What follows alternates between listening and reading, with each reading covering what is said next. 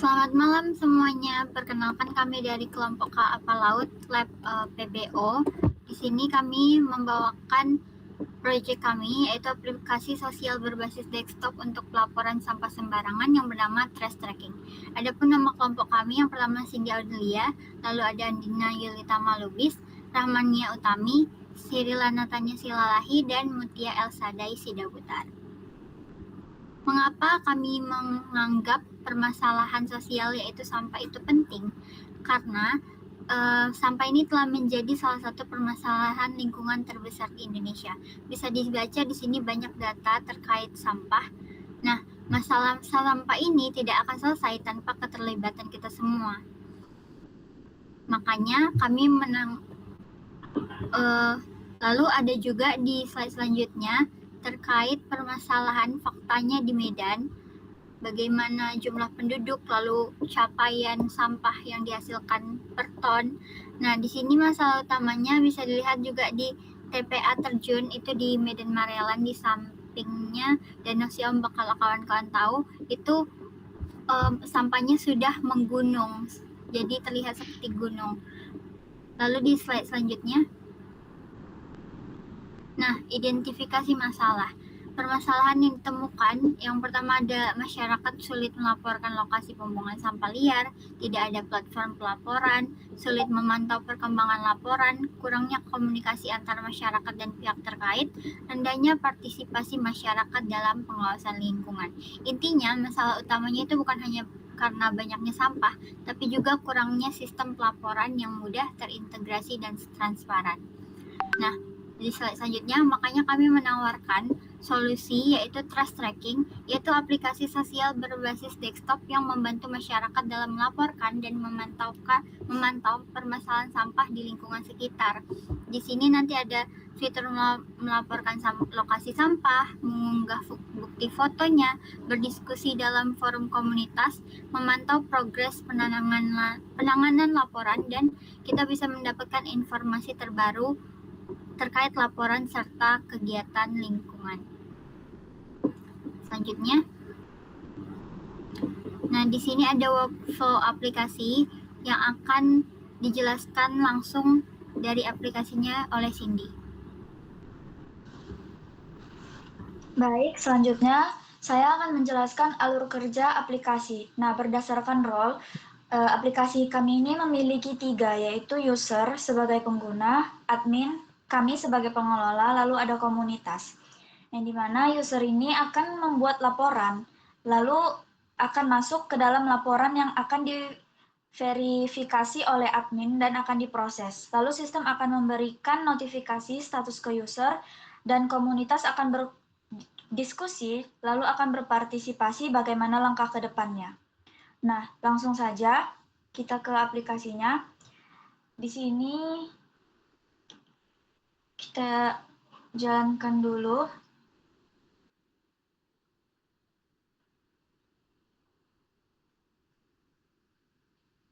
Yang dimana untuk menjalankannya itu kita harus pertama untuk menambahkan di sini, lalu kita buat aplikasi dan diberi nama main.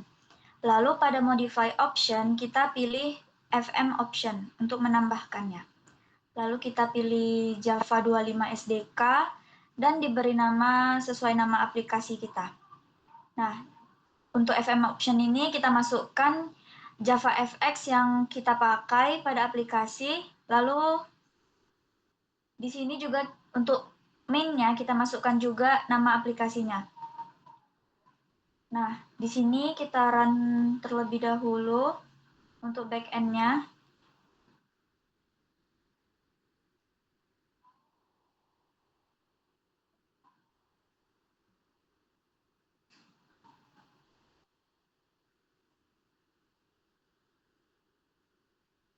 Nah, di sini back-end-nya sudah jalan, lalu di sini kita akan buka aplikasinya.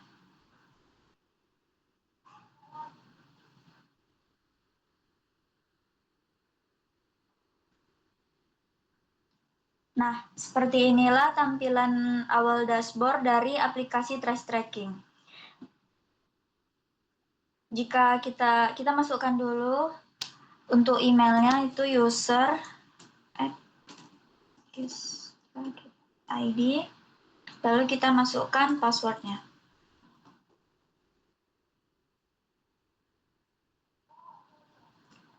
Nah, pada aplikasi ini akan menampilkan beranda berupa statistik pelaporan yang kita laporkan.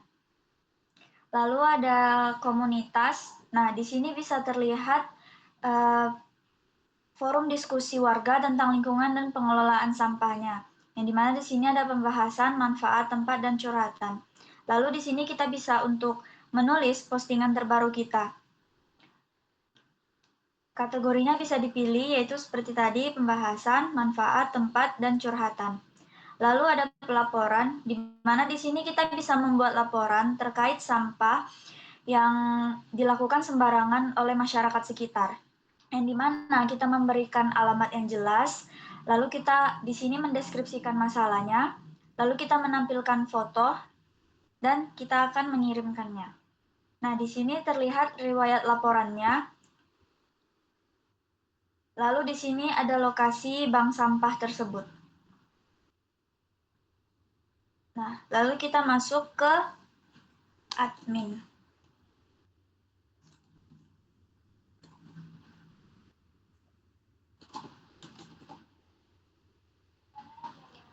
Nah, di admin ini kita bisa melihat manajemen laporan, yang dimana di sini terlihat laporan beberapa user yang telah masuk. Lalu di sini kita juga bisa melihat manajemen bank sampah. Ini untuk mengelola data dari bank sampah tersebut. Selanjutnya, fitur-fitur yang akan dijelaskan oleh teman saya. Baik, di sini saya akan menjelaskan berbagai macam fitur di aplikasi trash tracking. Pertama, di sini ada registrasi. Setelah memasukkan registrasi, di sini ada fitur beranda yang berisikan statistika pelaporan sama aktivitas komunitas terbaru. Selanjutnya ada komunitas. Komunitas di sini bisa menampilkan pembahasan, manfaat, dan tempat curhatan. Coba geser ke bawah. Nah, di sini ada pilih kategorinya, nama Anda, dan bagikan pengalaman, tips, dan diskusi tentang lingkungan dan sampah. Selanjutnya ada pelaporan. Di sini pelaporan ada berisikan lokasi alamat kejadian, deskripsi kejadian, dan foto bukti. Ini foto bukti opsional. Selanjutnya ada riwayat laporan. Ini riwayat laporan itu setelah user melaporkan. Setelah itu ada lokasi bank sampah. Lokasi bank sampah ini menampilkan lokasi sampah yang diberikan user. Di situ ada nama tempat sampah, titik lokasi, dan deskripsi. Lanjut ke admin.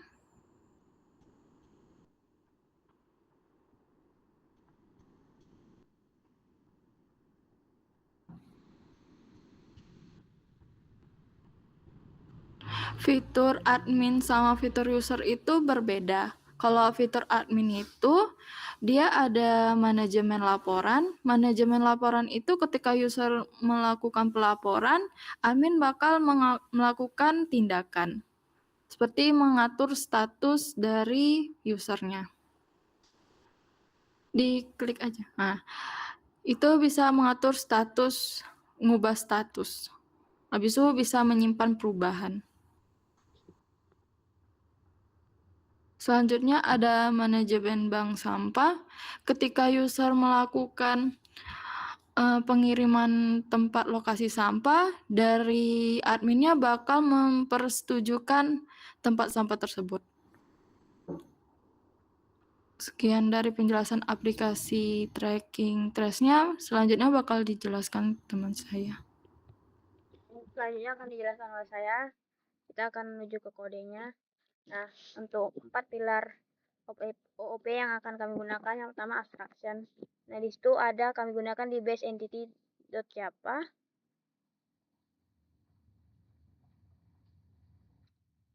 Nah, di ini tidak bisa di-instansiasi langsung hanya jadi kontrak. Jadi abstraction ini memaksa setiap entiti turunan, user, laporan, pos, bank sampah untuk mewarisi kontrak ini. Tidak ada yang bisa new base entity lah secara langsung. Baru ada ke user repository.java interface untuk akses data. Nah, di sini itu tidak ada implementasi SQL sama sekali. Nah, Spring Data JPA yang generate otomatis secara runtime. Server layer cukup panggil find by email tanpa tahu ada query di baliknya. Itulah sebabnya disebut abstraction. Baru ada API response.java, ini generic abstraction. Nah, dari API respond out respond on itu ada API respon laporan respon, itu ada API feed void, itu satu class wrap yang semua jenis respon tanpa perlu kelas terpisah. Selanjutnya akan dijelaskan oleh teman saya. Oke, selanjutnya pilar OOP kedua yaitu encapsulation, itu terdapat di user.java. User.java di bagian model. Itu field sensitif yang terlindungi, semua fieldnya itu privat dan hanya bisa diakses lewat getter dan setter. Passwordnya hanya bisa di-set, tidak ada get password public buatan sendiri. Jadi privat statusnya ini, status pending ini defaultnya terkontrol saat objek dibuat. Tidak ada yang bisa memasukkan status sembarangan seperti random status dan hanya dinilai enum yang valid. Dan yang ketiga itu ada inheritance, yaitu di bagian user juga, laporan dan bank sampah itu bagian extend base entity. Keempat entity ini otomatis punya ID, create ID, update ID, add, dan JPA auditing tanpa harus menulis ulang. Terdapat di laporan service.java. Laporan service.java.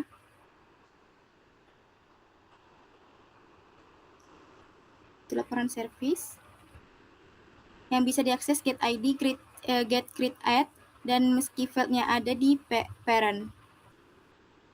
Baru ada juga di bagian MLReady exception.java. MLReady di bawah-bawah. Agak di atas security itu ada MLReady exception.java.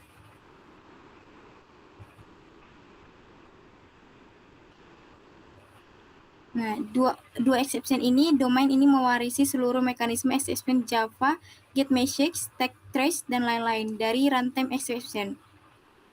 Dengan mewarisi one per request filter ini dijamin hanya jalan sekali per request. Behavior itu diwariskan dari parent, tidak perlu diimplementasikan manual. Selanjutnya akan diserahkan lagi ke Nia. Saya akan menjelaskan yang ketiga yaitu inheritance yang artinya pewarisan. Yang seperti saya bilang tadi ada user, laporan, bank sampah, pos itu extended ke base Unity. Jadi keempat entity ini itu otomatis punya ID sendiri seperti create add, update add, dan JPA auditing tanpa harus mengulang kodenya. Oke, selanjutnya akan saya serahkan ke teman saya, Mutia. Oke, selanjutnya itu polymorphism, itu terdapat user.java. Implement itu user details, public class user instance based entity, implements user details, dan di sini itu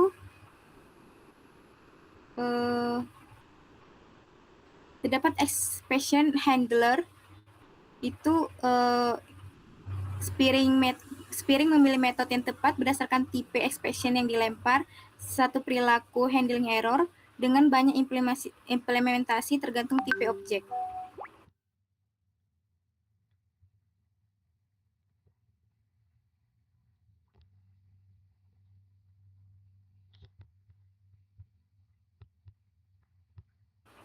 Selanjutnya saya serahkan ke moderator. Baik, terima kasih atas penjelasannya. Kesimpulannya, permasalahan sampah masih menjadi tantangan yang besar di Indonesia, termasuk di kota kita, di Kota Medan. Melalui aplikasi Trash Tracking, masyarakat dapat berperan aktif dalam memantau dan melaporkan penanganan sampah secara digital. Dengan kolaborasi antara masyarakat dan pihak terkait, akan diharapkan terciptanya lingkungan yang lebih bersih, sehat, dan berkelanjutan. Terima kasih, sekian penjelasan dari kami. Selamat malam.